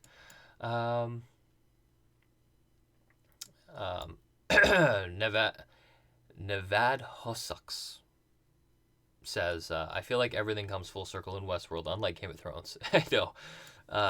Game of Thrones didn't really end well. But I really like the... in the end of Westworld, I love the end credit scene of the Man in Black. Even though, if you look back at my Season 2 review of it, I wasn't happy because it was really different. It was different than what I predicted, but I think they're doing what I predicted in the long run. I honestly think I did a multi-season prediction by accident.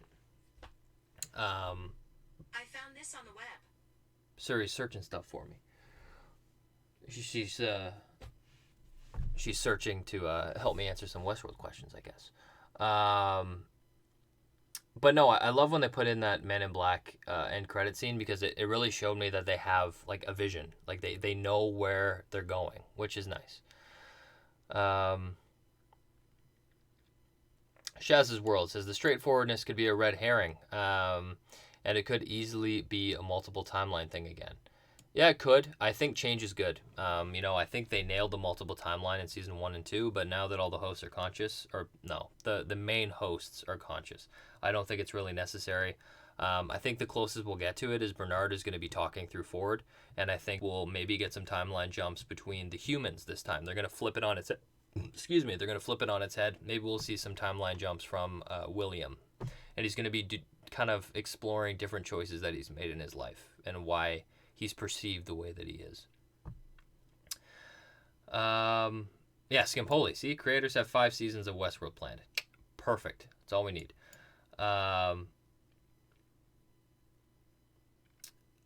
Talata A says, could this be equivalent of races? They're all host, but have differences. So what I was talking about, yeah, differences in ideologies. I think at this point, race isn't really a thing with the hosts.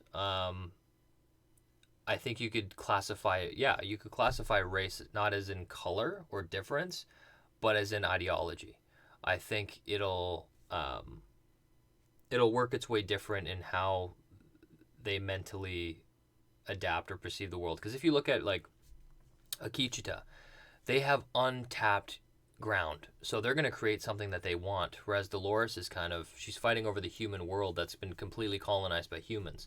So by the end of it, she's going to have a world that has been tainted by humanity, and we'll see if she conforms to that and becomes that, because her core drive now is already survival. She wants to survive, so she's becoming more human than I think people would have expected. Shaz asks, sorry if you mentioned it, who do you think the other 4 host cores are? My guess is one of them is probably Inhale. Do you feel like Dolores could have taken Bernard's out despite shooting him? Well, yeah, she did. So Bernard is safe. I mentioned it before. Bernard is safe. So the only 2 that I'm very confident in is Abernathy. They would have removed all the guest programming from the marble, and she would have pocketed it and taken it with her. So Abernathy's one, and it would be a mistake not to bring that actor back.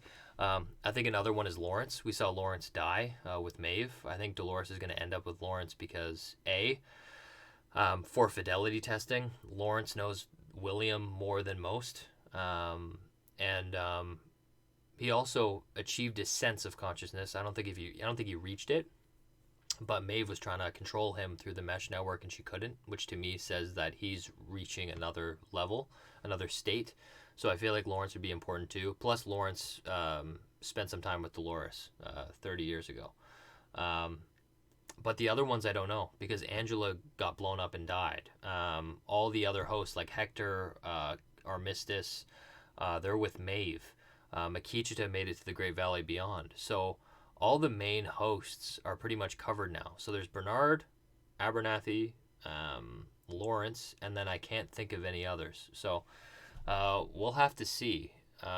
Maybe Clementine. Maybe they ended up getting, because she's just a shell. Maybe they ended up getting her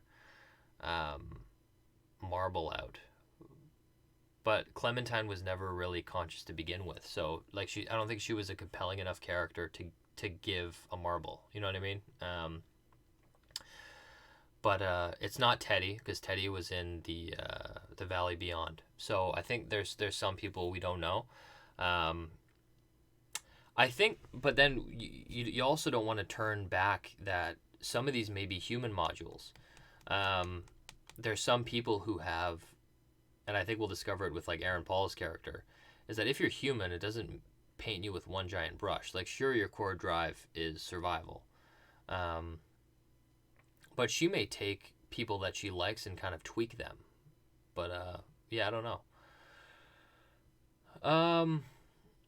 Angela's ball or marble, yeah, it would be intact. So Finessence asks if Angela's ball would be intact. Yeah, it could. I just don't know if Dolores went down there to grab it. Yeah, I don't know. We'll see. Brian asks, who is my favorite character in Westworld? I think there's a difference between like favorite character and people who I like to watch on screen. Like, I love watching Anthony Hopkins, who plays Ford. Like, I love watching him. But I would say, like, all in all, my favorite character is Bernard. I love watching Bernard. But my favorite character is, like, Dolores, too. Like, I love Dolores. And I loved Dolores in Season 1. Season 2, I still love Dolores. I think a lot of people in Season 2 were saying that Dolores was, like, this villain and she's gone. I don't think so. I think she's just being what she has to be. So I think where a lot of people see Dolores as like this villain or this bad person that needs to be defeated, I don't think that at all. So my two favorite characters are Bernard and Dolores, and I like them both. And I don't like I don't really like agree with one over the other, like per se. I'm just enjoying the ride, and I think that's why I like the show so much. So yeah, Dolores and Bernard, I really like. But we'll see what happens. I think Dolores is gonna go through a lot of changes, and I think it's a part of it though. I think they're gonna try and make her look like a villain this season, and I think that's fine. I don't really care, but I'll enjoy it anyway. But I think that's it, guys. I think I'm gonna wrap it up. We have 10 more minutes until Westworld. I'm very excited. I wonder if it's gonna be a long episode. That's something, by the way, too, that I didn't mention. Um, they really like long episodes. So we're getting 8 episodes, but the last two finales were an hour and a half, and then they do like the odd 60 to 70 minute episode. Whereas Game of Thrones, it was always like 45 minutes, 50 minutes, 55. Whereas Westworld, I think they go all out usually. They always hit the hour, or they go above it. So I think we get a pretty long episode here, probably 55 minutes to an hour and 5. But that's another person, by the way. Scampoli says, Lawrence is my favorite side character. Really hope they bring back Clifton Collins Jr. Lawrence is like him too. Like, that's another thing. Like, all these characters I love. Lawrence was one of my favorites as well.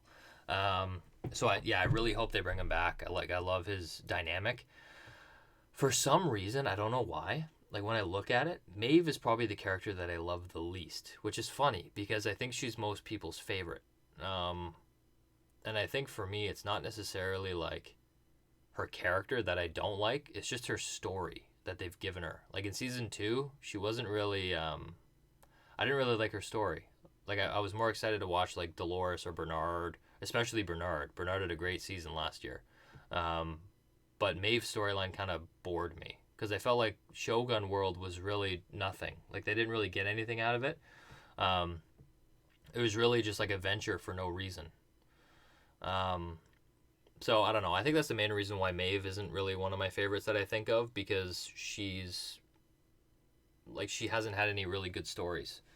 So yeah, I would agree. Dolores. Well, I could say William too. God damn. Yeah. See, I would say Dolores, Bernard, Man in Black, and William. By the way, I hope Jimmy Simpson comes back, and he's young William. I really want him to come back. I really liked his character. So I was hoping that they would last season. I was hoping that William would enter the door, and that would be transferring his consciousness from himself into a guest body. But that guest body would be his younger self. The only moment he was truly alive. So I think that would be a really good story to tell, and I would love Jimmy Simpson to come back. I think that'd be pretty awesome. But yes, I'm gonna finally wrap up now. We got 8 minutes left, so take it easy, guys. I'm gonna be back with a reaction and review tonight. It's gonna be on the channel. You can check it out. I'll be doing other videos this week, as well as I'll do a live discussion. I'll actually put up the scheduling. Maybe I'll do every Sunday. Maybe every Sunday I'll do a live stream just before the show. Like, we can talk about it, enjoy the episode, and then I'll come up with my reaction that day. But that is it, everybody. Thank you so much for showing up. I did not expect 40 people to come here. To be honest, I thought I'd be kind of spouting alone for like an hour. But that is it. Enjoy Westworld, and I'll see you guys in the comment section of my reaction and review. Take care. Bye. That awkward moment when you click end, but it doesn't actually end. Okay, see you guys.